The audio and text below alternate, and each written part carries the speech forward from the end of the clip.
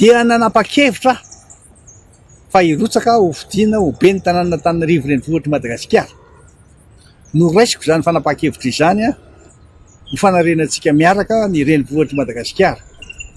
ary ho fanomezana ny tolona ho fanavotana ny Malagasy. Fa le miarabantsika jiaby mpanaraka ny chaîne vaovao Malagasy karakory tsika tsiraikaraiky any atokantrano any salama ve tsika any. Ny mahakasiky filatsahako fidiana filohampirenena teo aloha izay ho kandida be ny tanàna Antananarivo no zaraintsika eto ary efa nanamafy efa nangataka efa ela manko ny solombavambahoaka sy tendrandrendra solondraiky vao fitao toliara voalohany mba hilatsahana mba hitohizany tolona amin'izao fijaliana mianjady amin'ny firenena zao. Koa amin'izao fotoana izao manko dia nanao fanambarana filohampirenena teo aloha Marc Ravalomanana ary niraisy ny fangatahany ry zareo izay. Manoloana an'izany alefa ndao jerentsika fa nihokevitra nataony Reny Rakotomanga fa hoe misaotra anao hoy izy Andriamatofilo teo aloha Marc Ravalomanana namaly antso izay fangatahana mba hifananana masina amin'ny fifidianana be ny tanàna. Move miteny eo anatrehan'ny filohampirenena teo aloha Marc Ravalomanana ianao ana tena hoe adversaire matanjaka ny Marc Ravalomanana ve ianao Reny Rakotomanga? Eo manko tsika mahita azy fa nefa kosa raha atao analyse tsotsotra mahakasika ny politika ty de si pourcent imbécile zay tenina amin'ny Facebook angamba no hoaziny fa raha ny vahoaka n'Antananarivo efa mahatsapa ary hairy zareo ny olona ho fidiry zareo. Ary arakan'izany dia andao ary ho jerentsika fa nihokevitra nataon'ny cité député solombavambahoaka sy tendrandrendra solondraiko mahakasiky ny fangatahana nataony tamin'ny filohampirenena teo aloha Marc Ravalomanana izay. Azahoantsika antoka ny fandresena mba azahoantsika ny fitohizan'ny tolona ka hamaranana hainga izao fitondrana tsy mahomby izao ary mba hanome hery indray ny vahoaka malagasy izay efa reraka sy miravoravo tanana ankehitriny. Dia mangataka anao izahay Andriamatofilo Marc Ravalomanana mba hirotsaka ho be ny tanàna efa Antananarivo renivohitra Madagasikara.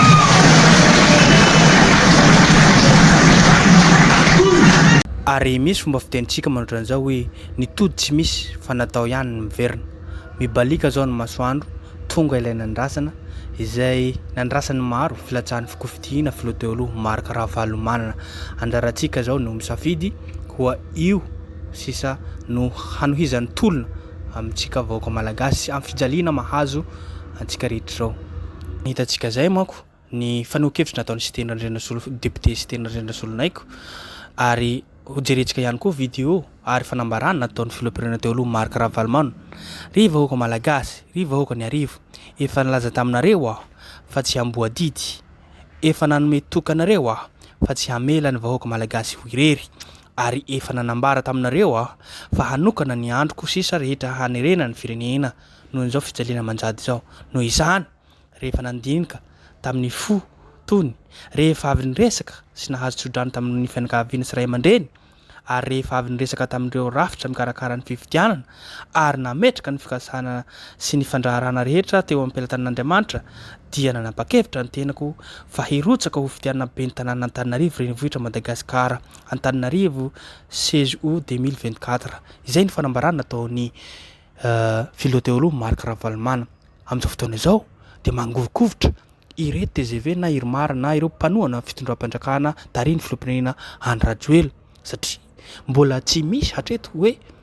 siosiondresaka na hoe iza marina moa no olona hatao be ny tanàna ary mbola mitady olona zareo amin'izao fotoana izao sahirana hoe iza efa fatapatatra zareo ihany fa andeha hilatsaka ity filohampirenena teo aloha Marc Ravalomanana zany. Raha atao analyse tsotsotra manko araka ny tenentsika teo aloha zany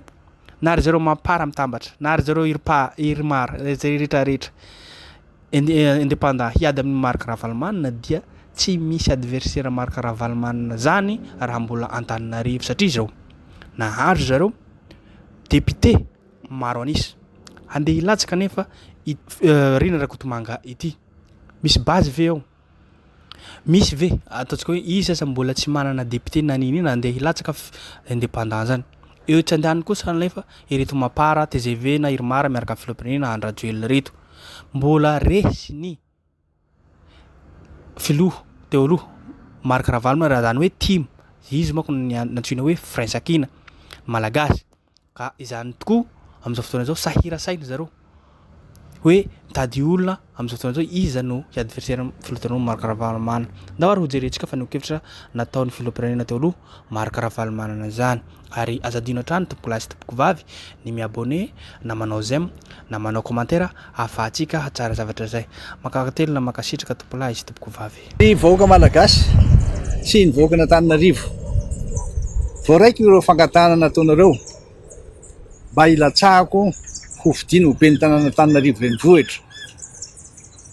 satria efa nilaza taminareo fa tsy amboadidy efa nametoky anareo fa tsy amela ny vahoaka malagasy irery ary efa nanambara taminareo aho fa hanokana ny andro sisa rehetra iainako anarena ny firenena malalatsika ity noho izany rehefa nandinika tamin'ny fotoana rehefa avy niresaka sy nahazo ny tsodrano avy amin'ny fianakaviana indrindra inena rehefa avy nifanakalo-hevitra tamin'ireo namana sy tapaka mpanao politika sy ireo fikambanana maro samihafa rehefa avy niresaka tamin'ireo rafitra mikarakara ny fifidianana ary rehefa nahazo ny tsodrano ray aman-dreny dia nametraka teo am-pelatan'Andriamanitra ny fikasana sy ny fanidritsika rehetra miasa zay ho atao dia nanapa-kevitra fa hirotsaka ho fidiana ho ben'ny tanàna Antananarivo renivohitra Madagasikara noraisiko zany fanapa-kevitra izany ho fanarenantsika miaraka ny renivohitra Madagasikara ary ho fanomizana ny tolona ho fanavotana ny malagasy apetraka manomboka androany ireo fangatahana ny antotan-taratasy rehetra ilaina amin'izany filatsako ho fidiana izany mino aho fa tsisy intsony ny sakatsaka tsy ahafahan'ny kandida ilatsaka ho fidiana amin'ny fifidianana zay ho avy farany dia mitona sahady ny vahoaka n'Antananarivo renivohitra sy ny vahoaka malagasy rehetra ho vonona ndray anjara mavitrika amin'ny fifidianana zay ataontsika amin'ny faha 1 ambin'ny 10 ny volana Desambra ho avy zao ombantsika mandrakariva ny Andriamanitra